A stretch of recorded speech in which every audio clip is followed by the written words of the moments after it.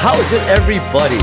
Hope you're having a fantastic day. Welcome to How's It Cousins, the podcast where we take a look at the unique people of the world and the interesting things that they do. We talk about them, we relate to them, and we are back in the studio with some viewers. Hopefully, we can relate these stories to you.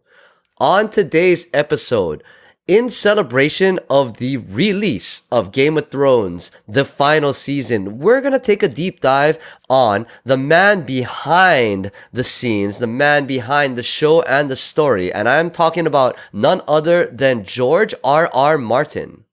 How's it, Chris? Are you talking about George R.R. Martin? Yo, I'm down to talk about George R.R. Martin. Let's do this. Aloha, Alvin.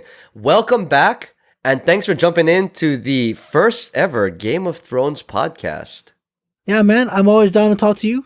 You know, it's always fun. Yeah, let's do it. Before we jump in, I want to remind y'all that you're watching the How's It Network. We are broadcasting this live at twitch.tv/How's It Network. So come check it out and hang out with us if you want to play the game. If you want to see more, we are on all the popular podcast services, iTunes, Google Play, Spotify, Stitcher, anything you like. Follow us on social media at How's It Network on Facebook, Twitter, and Instagram if you want to keep up with what you're doing. Alvin, you got anything you want to plug before we jump into the Game of Thrones episode? Yes, my name is Aloha Alvin, and you can find more of me at alohalvin.com. All right, so for those who have been living under a rock for the past decade, George R.R. Martin is the author of the fabled A Song of Ice and Fire series, which has led to the famous/infamous Game of Thrones HBO series, which has completely polarized pop culture over the last number of years and is now just started its last season by the time you're listening to this, maybe not when we recorded it. So we wanted to take some time to look at the eccentric author and, take a look at how he relates to fans, what is going behind the scenes here with his mind and his creativity, and really what it took to take such a story from paper to the, small screen since it's HBO. Okay, nice. Wait. First, let me address something that always kind of bugs me, and it always makes me go, what? What's up with this? So now, obviously, the internet is a thing. If you're listening to this, more than likely you have internet access. So anyway, a long time ago, Sopranos. Yo, man, best show ever. You need to watch this. I'm like, cool. Where is it? HBO. I'm like, wait, what? Do you even get HBO? I'm pretty sure I know my friends' home setups, these guys. And then they're talking to me about Sopranos, and I'm like, how do you watch this? That to me was always confusing, and I'm not gonna lie, small kind of pet peeve here. So Game of Thrones, man, are you ready? I'm like, HBO, right? Yeah. So still cool. Having said that, at least the DVDs are available, or Blu-rays or whatever, because Sopranos, and there's something else too. I think Breaking Bad, was that the one? There's a couple where you're like, how are you guys watching this? Okay, anyway, small pet peeve, much more accessible now. So actually, Chris, my friend was telling me that there's a thing where people get HBO for a month, they grind like crazy, binge, and then they're like, I'm done, peace. It's a thing. I mean, if you think about it, HBO is kind of the original precursor to what we have now in Netflix, sort of, right? They have their own type of content that was exclusive to them, and they still do that. And you have to pay a separate fee on top of your normal cable bill in order to access that.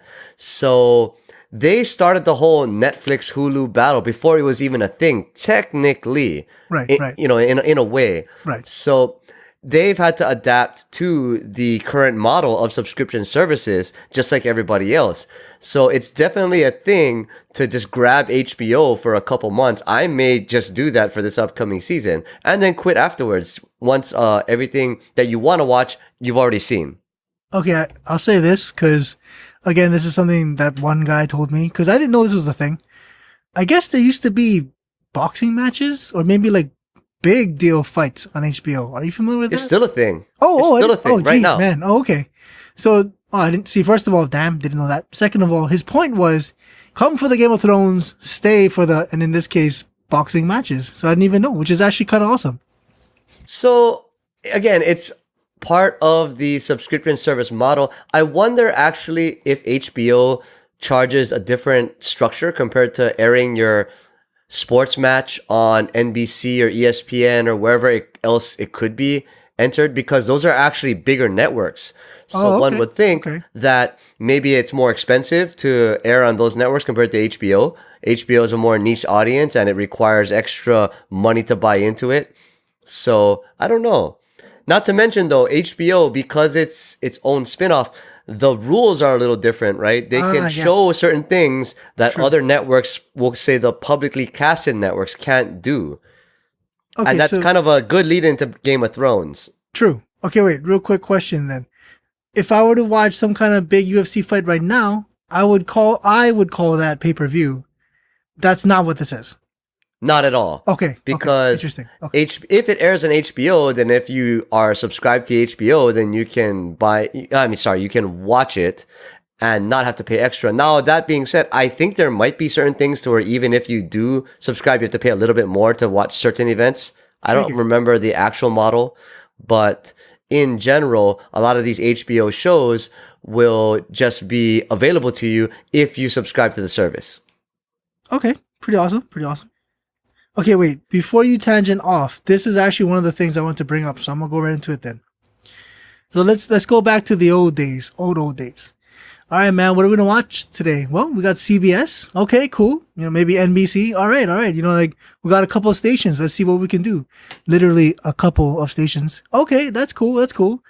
Well, now what do you want to watch? Well, I mean, there's channel A or channel B, man. Calm down. That's all we got. So then after a while, we have like 100 channels, and now I think literally like 1,000 or something crazy. So someone out there, like maybe the public complained, hey man, can you bundle this? All right, this is getting out of hand. Can you bundle all the stuff and then sell me one bundle? Now the reason why I say all that is because one, people are not happy with it. I'm not. I pay for a lot of channels I don't care about, but that's so someone else can watch one particular channel, which is okay. But I still, there's plenty of channels I don't watch. I'm just saying. Okay. So the reason why I say all that is, right now, Netflix every month, Hulu every month, Amazon every month, CBS, HBO, fucking CBS. Anyway, all of them every month. Yeah, no, I'm not gonna lie. CBS is interesting because ABC and the others don't. Just CBS, to my knowledge. Anyway, I'm waiting for that moment where someone says, "Hey, you know what? I want to pay for one bundle. Can you put them together, please?" And I'm like, dude, that's cable network. It already exists to some degree, right? Sling TV, PlayStation View. There are already services that bundle a bunch of channels together. Oh, interesting. Even now. I knew I like Fire Stick. Does that Fire Stick do that?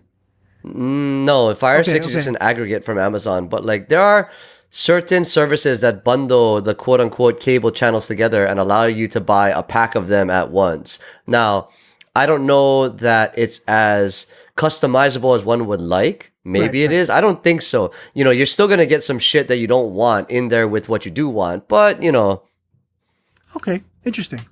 See, because that's how it started in the feel. Like, there was something I wanted to see, and I don't remember which one it was. But then it was like, yeah, you should go watch it, and it's on Amazon Prime. I'm like, come on, man. I already paid for Netflix, and you know what, Netflix, I'm just gonna deal, right? So then there's a couple other shows. Oh, Amazon Prime. Oh, Hulu. And I'm like, man, I think it was Handmaid's Tale. I think that's Hulu or something. Yeah, I've heard nothing but good things. But see that, I mean, that's the point, right? Like, yo, if you want in on this, you should come pay us. And you know what? I'm good. I already pay enough stuff every month. So that's frustrating for me, and I'm sure frustrating for them. But good job getting my attention. So 10 minutes into the show, let's reel it back to George R. R. Martin. Okay. Eccentric author of A Song of Ice and Fire. One would say, I mean, that book came out a long time ago, right? Yes. If I remember correctly. And only a number of years later, in fact, I think it was in the 90s, around there. I think it was the 90s. Okay. And only a number of years later did it get adapted into a show. Not that unlike the Lord of the Rings trilogy, which is even older and has had many adaptations along the years. But for whatever reason, Lord of the Rings was huge, I admit, and I'm sure, that was as we were growing up, and it was a big thing to see. But for whatever reason, Game of Thrones just captivated audiences and changed everything. What are your opinions on why that was? Oh man. Okay. I had some other stuff to say. We'll get to that later. I'll get to the other things now because I have to say this. Okay. Okay, go ahead. There was a thing we were watching. I think there was a Wizard of Oz thing, but totally not. It's not like X-rated or NC-17, but it wasn't for kids. There was, real fighting in it, that kind of stuff, like swords or whatever. Okay. So Wizard of Oz, recent adaptation. And then there's a scene, and I don't even remember because I was barely watching, but I know it was on TV. And there's a scene where it's like, let's just imagine something from, like D&D times. It's old school. Everyone's drinking. Yeah. So there's women dancing in the background. And I turned to my friend, they're all wearing clothes. It's a very normal, fair kind of thing. I turned to my friend and I said, hey man, if this was HBO, they'd be naked. And see, right? And he started laughing and I'm like, true, right? He's like, dude, that is totally true. For no reason at all. Boom, naked women. Now I'm not complaining. If there's naked women in front of me, I'm not complaining. I have hormones. That's not what I'm saying. What I am saying is, why are those women naked? Like there's plenty of scenes where they don't need to be naked, and here we are, they're naked. There was an SNL skit, and I guess they're making fun of Game of Thrones, but it's like from the director point of view, so we see all the behind the scenes stuff. The director is like, yeah, I'm like a 12-year-old boy, so we're gonna have two people having sex over here. And then I think the actor's like, but sir, we're talking about, dinner. Yeah, I know, but in the background there's gonna be sex. And they're just making fun of the idea that there's always nude people on screen. Now, as a guy, okay, disclosure here. Chris, you gotta lay into me. If you need to lay into me, I understand. Disclosure, I know almost no Game of Thrones. It's ridiculous. I know stuff. I know. Go. Stop the fucking show. We're gonna play this back again to where we talk stuff on this show. Yes. And I like to think that we have uninformed opinions, I guess, and maybe they are completely uninformed. But now that's strike two, bro. You didn't see Star Wars, and now you didn't see Game of Thrones. Your only credit point right now is that you're pretty up and up on the Marvel movies, according to your website, alohalvin.com. Go check it out, everyone out there. Thank you, and that is correct. How are you gonna not write about Game of Thrones? You got a month and a half worth of fucking content you could put out. Okay, see, now that's a fair point. So here's a weird thing, all right? Okay, wait, let me go the other way first. Orange is the New Black. I watched that, or I used to watch that. And it was really weird because I wanted to watch it, so I did, but I also didn't give a rip. If you told me that Orange is the New Black went away, just gone all of a sudden, I'd be like, okay. But I also wanted to watch it. It was that weird middle ground. Having said that, everything else in existence is on the other ends of the spectrum, complete opposite ends. So there's a stuff where, damn, I can't wait to watch that. Good example would be Walking Dead. I would slow roll it. Man, I slow rolled it too much. I'm way behind and anyway. And then, there's this stuff I don't give a rip about, like, if there's a movie I don't care about and they made 7 sequels, I still don't care. Oh, the one my good friend Peanut Butter used to tell me, because I'd ask him, Sharknado, should I watch that? He's like, dude, no. But they're up to like 5. He's like, no, the answer is still no. See, so like Game of Thrones, I just love it. I think it's so cool. And it's on my slow roll. Like I'm slow rolling it too much, which it's just weird. I can't explain it better than that. The only thing is that somehow defies this is Orange is the New Black, which I've also stopped watching already. I haven't even seen Ruby Rose, so yeah, I'm way behind too. Oh boy. I know. Boy. I will. Actually, no, I will. I will watch this at some point. See, that's the thing. Quote unquote at some point. Okay. Shout out to Nico in the chat, by the way. Just say what's up. Yo, what's up, Nico? Dude. Okay, so where the fuck were we? You completely threw me off with the I don't even know. I haven't even watched a bunch of Game of Thrones yet. Keeping it real. It's keeping it real. I know some stuff. Oh, no. No, I was asking in that why was it such a cultural phenomenon? Okay. And you said sex and nude women. That's a big part of it. So, okay, I've only seen episode 1, so no one can complain about what I'm about to spoil. Like every single human on Earth should be beyond where Aloha Alvin is. Okay. So in episode 1, as a guy who's new to this, we see two people, the brother and sister, because apparently we needed to be told they're related, having sex. And then I think a couple of random people having sex. And I'm like, dude, how long is this episode? You know, like, it's not just one scene. Like, there's a lot of that. And on that same note, from watching Walking Dead and having read Walking Dead, dude, everybody's banging each other all the time. That's just the perfect summary right there. All the time. Banging, banging, banging. That is what I gathered from Walking Dead. In their defense, a good friend of mine said, dude, it's the end of the world. I'm like, okay, that's true. I guess that increases the likelihood, but man, just all the time. And all I could think was, if this same thing was on ABC, it'd be a little bit different. So.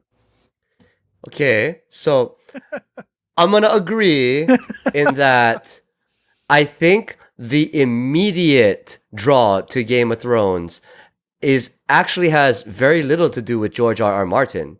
Okay. Trying to dial it in. Now, granted, his storytelling is fantastic and the world building is fantastic. However, you are right in that the immediate draw to that series is a bunch of TNA. Let's be real. It's ridiculous. Yeah. That and the violence and the blood and the killing. Yeah. Of course. So that would be my initial guess too, as to why it drew people in for that. And that was I'm going to grab your attention, like hyper flash, ADD, hey, look at me thing. Yes. But I'm not going to spoil it for you since you apparently need to watch fucking 7 seasons worth of it. But I will say the one part that does attribute to George R. R. Martin's genius, as we'll call it now, is that the story does not shy away from completely turning itself on its head. Okay. It will take you down a path and then say, nope, you're not going down that way anymore. Let's gonna go hard pivot. You thought it was gonna happen like this, and now we're gonna go the other direction. Okay, so I've heard this for Game of Thrones, but I know this for Walking Dead, so I'll ask you then. Is it true? Is a statement of anyone can die at any point, is that true here? Fact. Okay. Very much a fact. Okay. I'm going to just throw this out there right now. And you know what? Fuck you if you get spoiled for this. But no! The Sean Bean clause is live. And if you don't know what that is, you can go look it up. But it's very much alive in Game of Thrones. Nice. Not hashtag. Shout out to Sean Bean, because by the time this episode airs, I think his birthday would have passed. Hey, yo. That's nice. But yeah, I have mixed feelings about that. So I enjoyed Glenn and Maggie in Walking Dead. After they died, I'm like, I'm done with this. You know, like I hate to just put it so bluntly, but yeah. And then I heard Rick is leaving because it's all over the news. So I don't know. I have mixed feelings about that. I like that some characters can't die. I know that ruins some suspense, but like, man, Batman can't die in the Batman series. You know, like just no. But here's the point. What if Batman did die in the Batman series? That'd be so weird. I mean, he'd probably zombie it back, I guess, or something, because you can't not have... I mean, I guess you could. That'd be a weird show, though. But what if they figured out a way? And that's the whole point I'm making, is that you make the Walking Dead comparison, and I'm talking about Game of Thrones, in that, what if they did do something like that? What if they did fuck with your mind and change everything? What would you do then? Would it, like, turn you off, or would you be more inclined to watch it? Okay, hold up. So here's the writer thing, and this is the George R. R. Martin stuff. I'd love to ask him this, too. So this is from Naruto, because I know that too well. Anyway, Kakashi, one of my favorite characters. There's a scene where it sure seems like he's gonna die. Then there's a flashback where he's sitting with his father, deceased father, and they're having a conversation. And you're like, ooh, this is kind of touching. I think he's toast. Then more people die. Okay. I was not happy. I love Kakashi. And then give it some time. And then the bad guy says, "Boop, reset button. Everyone's alive. Be cool, bye. No worries. Everybody's alive." And I'm like, Part of me thinks, okay, the writer knows what's up. Probably that was his plan to hand resurrection powers to this enemy. But my gut says, nah, I think I know what happened. The writer or someone else decided it was time to kill some characters. And then the public said, F you, we're done with this. And then like the editor or whatever is like, whoa, dial it back. Do what it takes to bring these readers back. I would love to ask George R. R. Martin, how do you feel about that? Surely someone beloved has died. That has to have happened. You know what I mean? There's only one girl I know by face and name and real name. So I know she's alive because they cover her all the time.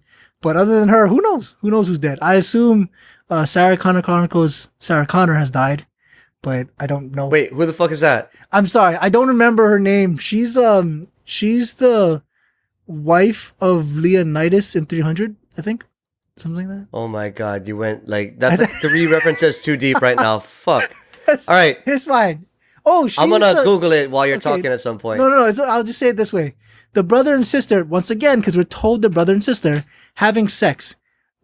I assume that woman, because she's I see her face a lot too. I assume she's dead by now. No. Oh, fascinating. Because the only face I know is that one girl, Mother of Dragons. See, I even know her nicknames. It's ridiculous. That's how much coverage this thing gets. I know she's alive. That's ridiculous. She can't be dead. The title of this podcast is going to be Chatting Game of Thrones with someone who has never watched Game of Thrones. That's pretty accurate, though. That is pretty accurate. That's pretty accurate. It'll be interesting, to say the least. Okay. So here's a random writer George R.R. Martin thing, and I'll get your opinion on it. So I don't remember the exact quote. If you can dig it up, that'd be cool too. But anyway, a lot of people, myself included, would say, if you have a badass idea to write, you should totally write it. Also, don't share it with people. You don't want to get scooped. That'd be really terrible. You save your idea. It's just for you. Now, keeping all that in mind, and I do kind of believe that, and I know some people who believe that, George R.R. Martin said something like, yo, ideas are nothing, man. Ideas are a dime a dozen. I don't give a rip about ideas. You need someone to sit his butt down and write. That guy, that makes it a thing. Without that guy, ideas are nothing. Again, I don't remember the exact quote, but it was really fascinating to hear that from him. You know, cause imagine like, okay, so J.K. Rowling, obviously Harry Potter lady, right? Imagine her not doing Harry Potter.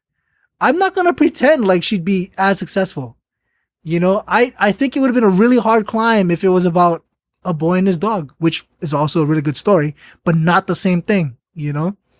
So it was surprising to hear him, especially a man of his caliber, because he's amazing. He does amazing things. To hear, I'm just gonna call him, I don't want to call him Martin. Anyway, to hear him say that still trips me up. Thoughts? I think it's interesting that he would say something like that, but yet still take kind of the similar criticism that J.K. Rowling did, in that there were a number of years between a bunch of his books. I was going to mention that too, but yes. That is kind of a thing too, right? Yes. To where between, I was looking it up earlier, Song of Ice and Fire, between the 4th volume and the 5th, there was like 6-year difference. And I think Harry Potter was another one between 3 and 4 or 4 and 5, one of those two, in that there's a huge gap, yet still professing well, if you have an idea, just store it down. So I'm not saying it's contradictory, even though it sounds like that, but I believe that there is a way to express creativity well, and there is a need to, we'll say, hibernate ideas as well when you are the creative mind. See, you bring up a good point, and that was something I was going to mention as well, because I know about him as a writer. People, of course, would be like, yo, man, throw me that new book. Let's go. And then his response, I don't know if he literally even goes around saying this, or it's just, just wait. But his response essentially is, no, I'm going to make it good. Then you'll get it. You'll get it when it's ready. Now, the interesting thing is, especially for writers, because I read about that stuff, I know the background and all that, publishers don't roll like that. You strike while the iron is hot. If the first book was good, crack another one. Let's make some money. So that speaks to a ridiculous amount of power from his point of view, where he can be like, nope.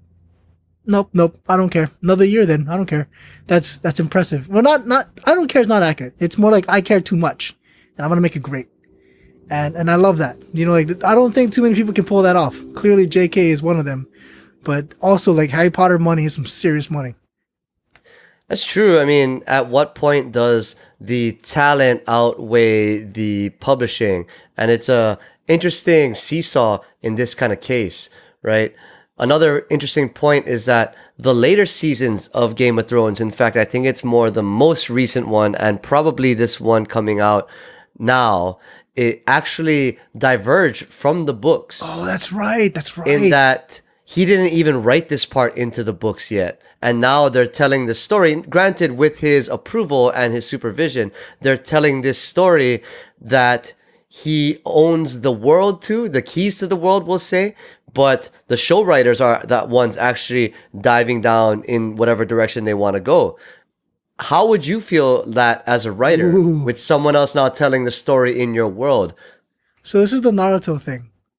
Naruto, I guess, comes out at whatever speed, but the shows apparently come out faster. Then there's this is not a compliment. They had episodes that fans call the filler episodes. AKA, this is not canon, don't worry about it. We're just, whatever, it's on screen. And it's interesting because essentially what you're describing by Naruto standards would be filler. This is not from the original author. But I'm fairly sure people still love the crap out of it. So that's really interesting.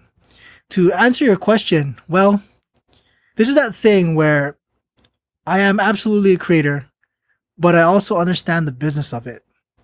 So I'll direct you to something else. This is from The Simpsons, and Lisa is wearing like a Harry Potter costume, and then the comic book guy, he's being a jerk. He's like, your costume sucks. And she's like, what? I got everything right. And then he's like, no, this is on that side. Maybe the lightning scar was weird or something. And she goes, no, I'm dressed up as the character from the book, not the character from the movies. And then everyone laughs at the comic book guy. But anyway, it's like interesting, right? So George R.R. Martin, I am certain he knows. There's people who are like, man, don't even worry about that show. I trust you. I follow you. Whatever you do, that's what I love. And I imagine that's how it is, right? There's plenty of people who watch and read, I imagine. And if anything seems funky, for me at least, you go back to the author. It's like, okay, if the author thought it was like this, yeah, that's cool too. Like, have you ever seen Batman use a gun? No. Yeah, so that's a thing. But I don't know if you recall. I don't know if they say this in the movies, but in general, that's a statement they make. Batman hates guns. He doesn't use guns. But there's totally versions of Batman's where he's firing a gun. 100% that exists. But for me, I'm going to trust this author, quote unquote, or that author, quote unquote, So it's a distinction you make in your own head. And for me, I guess I'd be okay with it. It's a business thing, Fans want to know what's up. I mean, and this is a real thing. And this happened in Harry Potter, aka any story at all, actually. The characters age. If you wait 6 years every time, that affects things. The joke I remember making once was you watch Harry Potter 1, oh, look at the little boy. And then Harry Potter 7 or whatever. But that dude looks like he has kids. Like that. That guy has grown, man. He has grown up, So like, I get the timetable thing. I get you. Yeah. Before we go any further, I want to let everyone know that today's episode of How's It Cousins is being brought to you in part by Team Me Brand. They're a lifestyle brand based out of Hawaii, which is where we are from, that does streetwear artwork and culture showpieces like their latest interview series with local hip-hop artists, not only in Hawaii, but across the United States. These hashtag United individuals are building out their custom art merch and would love to have you share their designs. I will remind you that all items are produced in limited quantities. Full disclosure, myself and Alvin are not affiliated with the company, but I personally have done some work for them in the past, and they like to make sure that I look stylish on stream because I have no sense of style on my own. So if you... Go ahead. I can confirm this. Chris has terrible clothes. No, I'm just kidding. Oh my God. Sorry, continue. Interrupted the ad read. So if you are interested in this shirt I am wearing today, check it out on stream. Or any of the designs that we wear on stream, check out Team Me Brand on social media. That's the best place to find them. That's TeamMeBrand, all word, on Facebook, Twitter, Instagram, wherever your favorite social media platform is. Team Me Brand.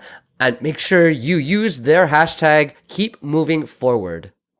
Anyway, nice. Back to it.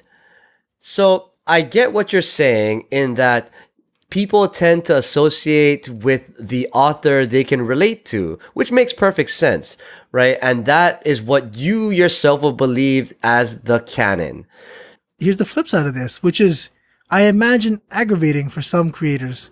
Okay, so Star Wars 4, 5, 6. Oh my God, it's amazing. Put it on a pedestal. 1, 2, 3. This is terrible. What's going on? Okay. 7, 8, 9. People still, I don't know. Some love, some hate it. Whatever. I have heard more than once, man, that's not my Star Wars. My Star Wars is 4, 5, 6. I don't believe in any of that other stuff at all. It's like, well, it's also George Lucas. No, no, no. 1, 2, 3 don't count. And people dump all over it, it's that whole thing. That is an interesting monster to deal with as well. Because if I love Emilia Clarke and then I read later on in the book something else happened, screw that, man. I enjoyed the show. I like watching the show. So it's a weird thing where people pick and choose. I have really mixed feelings about that. I mean, like, bro, you came along on this ride. You entered this roller coaster because you trusted me to build this track. You can't be all on the other track. Now it doesn't work like that. So that's a weird thing. Because I've recently heard this, and this is a huge, sad, and cruel thing. But anyway, man, the new Harry Potter guy. He's not Harry Potter, but they got the suitcase. Okay, anyway, I call him Magic Suitcase. So. Oh, yeah. Yes. Yeah. So, Eddie Redmayne. Thank you. There you Fantastic go. Beast guy and Crimes of Grindelwald guy. Yeah. The cool statement that was, guy. oh man, J.K. Rowling has gone full George Lucas. You don't ever want to go full George. I'm like, dude, that is cold, bro. That is cold. That is cold. So I would ask George R. R. Martin that too. Like, hey man, how do you feel about that? Like, I don't think that's fair at all. Like, at all to the creator. That's just wrong. But people pick and choose. It's weird. It's just weird. It's funny when you say people pick and choose because, like I mentioned earlier, the show has now diverged from the books, and now we're trusting the showrunners to do it. And like you said, some authors have their own vision in mind, but showrunners, they're going to have to appeal to the audience. True. If you think about it, right? They're going to have to try to match mass media, I think, because to me at least, and anyone out there who does that type of literature for shows can prove me wrong, I'm willing to bet that they are more influenced by producers, by publishing company, by the owning station than a author in a bubble would be. That's just my opinion. So that being said, I would assume that guys writing now would try to more tailor toward what would sell versus just being creative. True. I'll say this. I met the DreamWorks head animator, and we're talking about some stuff, and I asked her, okay, so I'm a writer. How does that work? And then she says, what usually happens is, here's your paycheck, go away. It's like, no, but I'm the creator of this whole world. Yeah, here's your paycheck, go away. So that's a known thing. We bought the rights. We're not talking to you anymore. We paid you. So I love that J.K. Rowling had a hand in the Harry Potter movies. I love that George R. R. Martin clearly is still connected. That's a great thing, So for me, it's like, especially if he's giving the okay, that's cool too. Like I guess in a way for him, it'd be like fanfic, right? Because he's the creator and these other guys are just, that's a weird statement too. But so it's funny that, with Game of Thrones being so popular, George R. R. Martin, has become this messiah of storytelling, so to say.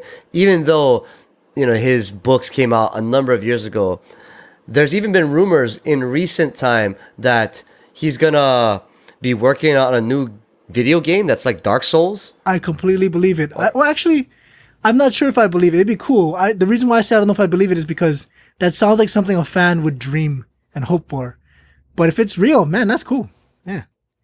So imagine a game set in that kind of world where you could kill anybody or like have sex with things. I mean, I'm sure that exists, but I wonder what the difference is. Like, what is there, that kind of media that would grab people the same way that the Game of Thrones series has? Or because it's so interactive, it's not quite the same thing. People live out their own stories in games, vice the author's stories, in film and movies.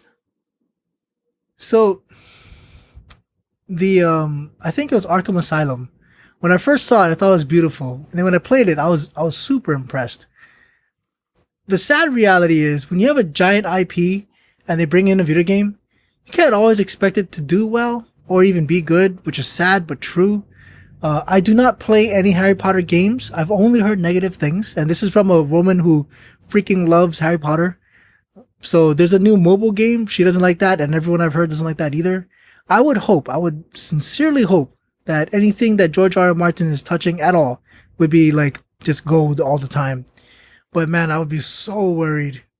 Like I want an MMO for every IP I care about.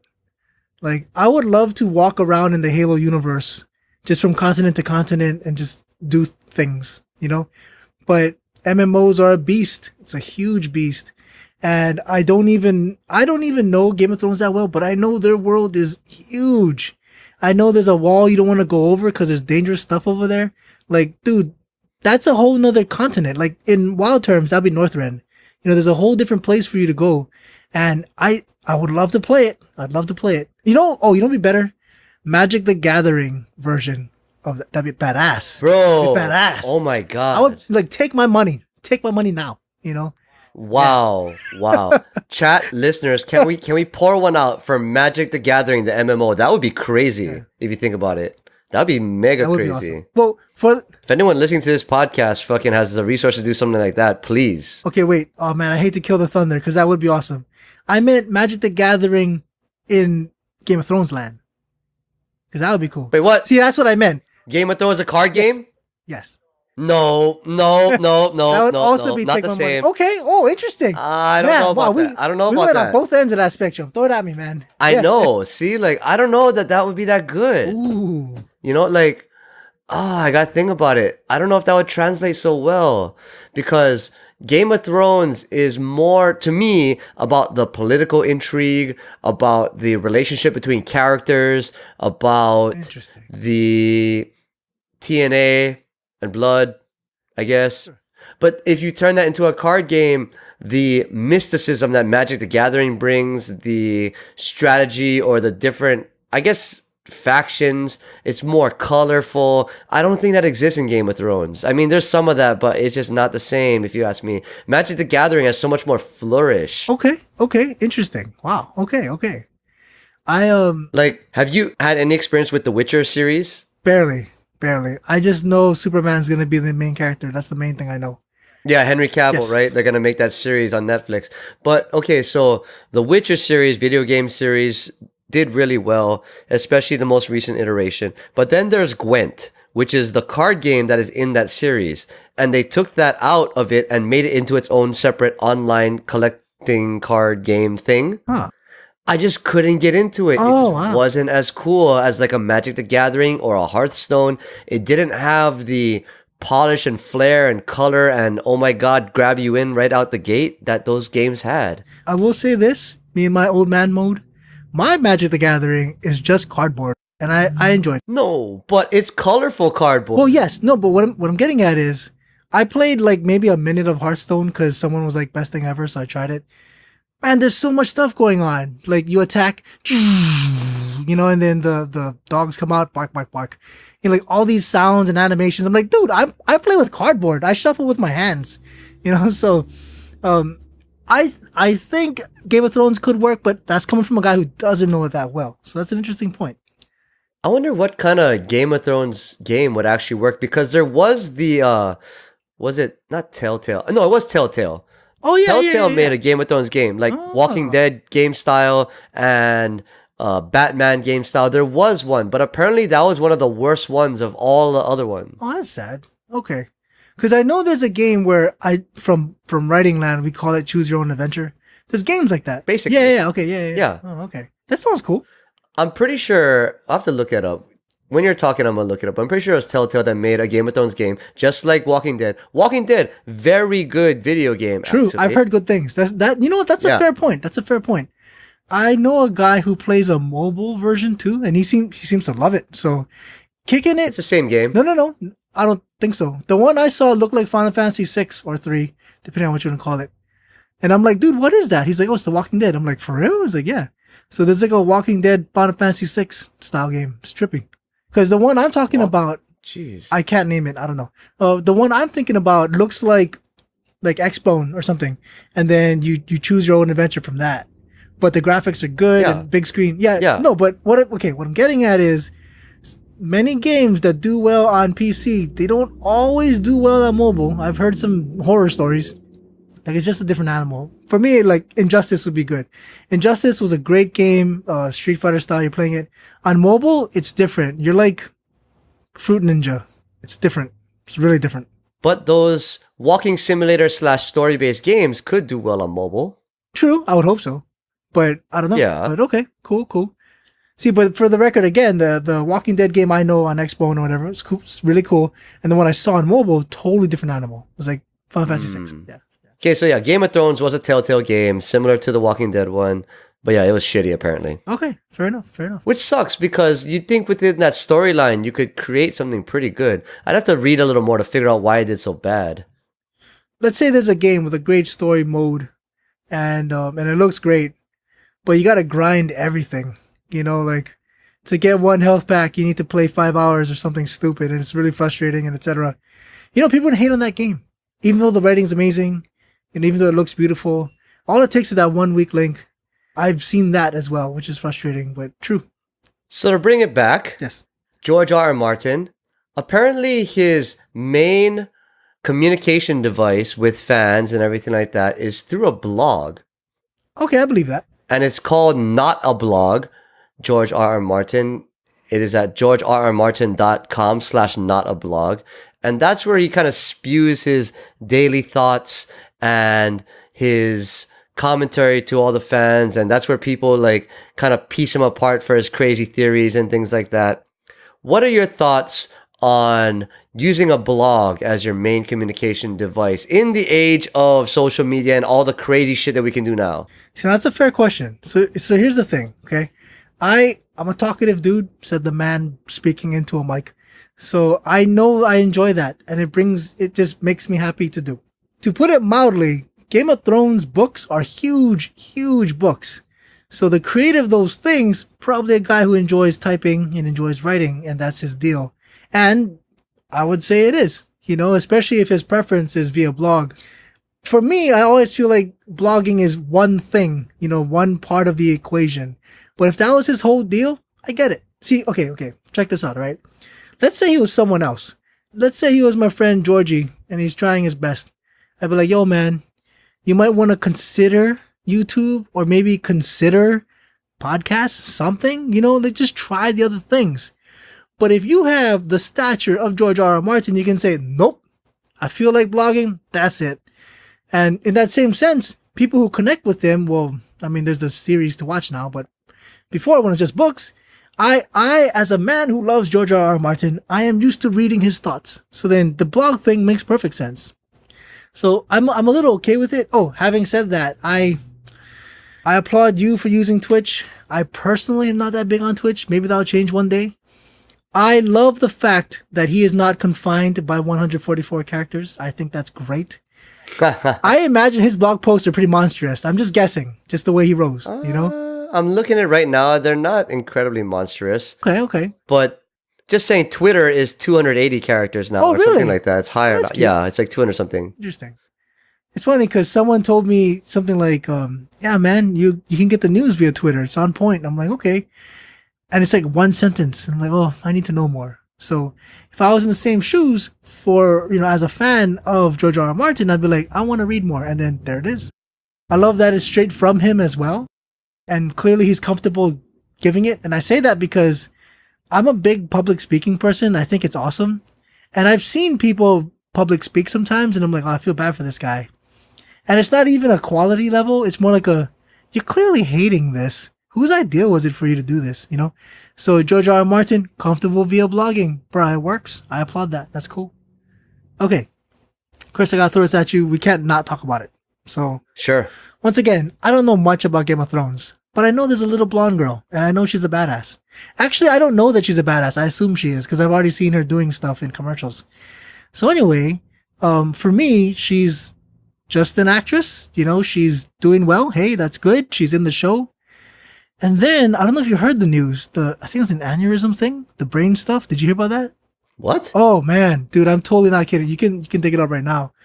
So, keep going. yeah, so Daenerys, apparently, she had at least 2 events and like huge bad events in the brain, I believe. And most people die. Like it was that dangerous. From someone that told me who knows more about it, it's a dangerous thing that she went through. And I didn't even know until she brought it up, and I applaud her for saying that so people know, you can go through that stuff and still be successful and still live a life. But that hit me. It's a trippy thing because like my news of Game of Thrones comes from the news. That's how I know my stuff. So Yeah, I was gonna ask you your thoughts on it, but I guess you didn't know about it. I mean, I'm glad she's No, around. so I didn't know about it. I can't remember if I heard about this before, but I'm looking at it now. Yeah, apparently she suffered two separate brain aneurysms in her 20s, and that's kind of crazy because so we're gonna get real with this right now. Okay. Do you remember back in high school when were you in that class where our teacher had an aneurysm and passed away? No, holy smokes. No, You realize that? I didn't even hear No? about that, man. No, I didn't know that. No, I think it was our freshman year in high school or somewhere around there. Not telling everyone what year that was. But anyway, I remember very distinctly Huh. that when we were in high school and it was early in the year too. I think it was the English teacher just didn't show up to work one day and they're like, yeah, she passed away, brain aneurysm. Oh, bro. Yeah. So Wow. the point I'm trying to make is that that kind of deal is real shit Yeah. for everyone out there. Yeah. Literally, I guess maybe Alvin wasn't in that class, but I was in that class and you're just hanging out, your teacher's teaching you stuff, and then the next day, gone. Yeah. Quite literally. So, Yeah. it's the fact that Emilia Clarke survived that and lived to tell the tale and is open to talking about it now is insane, if you Yeah. ask me. It's crazy. Holy smokes. You know, actually on that note, this is totally unrelated to anything. But I'll just say a friend's friend, she had a family member pass away or something like today. She got the news in front of me. Whoa. Yeah, this is just a weird timing, coincidental thing. I'm like, holy smokes. Anyway, you know, we never know how much time we got. You got to do the stuff you love, you know? So, oh, okay. All right, heavy. I hope you had another topic after that. Wow. I honestly didn't. Okay, no, I got okay. Here's just a semi-small off-topic thing. People like to say stuff like this, like, "Oh, dude, what kind of movie do you have?" Well, you know, it's like Back to the Future meets Family Matters. I don't know. I just threw two things that came to mind. People like to describe things like that. People like to throw it down like that. It's a quick summary. And for me, Game of Thrones is like, it's not literally synonymous, but it's close in my head. Like it's very similar to badass piece of work or lots of intrigue. Now, the reason why I noted that down and I wanted to talk about it was there's a movie, and I guess I'm going to insult it right now, so I'm not going to say what movie it was. But in that movie, there's a lot of action, which is cool. And I'm sure Game of Thrones has action. But in Game of Thrones, there's a lot of, I'll say backstabbing. There's a lot of, politics. And it flows. It fits in there. So anyway, this movie I was watching wasn't like that at all. You know, it was just a lot of fighting, which I enjoy thoroughly. Then there's a point where it got political. Like it tried to get political. It just didn't fit. And I thought about it. I'm like, oh, I know what it was. Someone told them, we need some Game of Thrones elements in here. You should do that. Like, that's how big Game of Thrones is. This movie studio said, we should emulate that. We need that in our movie. Now, it was slapped on at the end. I can tell. It just didn't flow. But I applaud Game of Thrones. That huge, affecting things all over the place. Okay, here's a great example. I am a man who does not know that show. I also know Winter is Coming. I also see. There you go. There you go. I also know, man, I was doing great, and then I took an arrow to the knee. Like, why do I know these things? Why? Why do I know these things? So that's just how big that show is. Ridiculous. I applaud them. It's awesome. And George R. R. Martin, thumbs up to you. Awesome stuff. The crazy part about that is, and I don't know if you remember back to when our younger days, was this that popular back then? I feel like there were some people who like swore by these books before it became a show. Oh, geez. That's news to me. I don't remember that. I did have a day, because I like to go to the library, where the librarian said, have you read those Harry Potter books? And I remember thinking, oh, that Harry Potter guy, bro, he writes a lot. I keep hearing his name. That I had that moment, but not with Game of Thrones. I think it was too dictionary-esque in size that it was never thrown at me. So, yeah, I wouldn't be surprised though. I guess the only point I'm trying to make is that if, in fact, the material was popularized by the show, it's a very interesting way to highlight an author's work.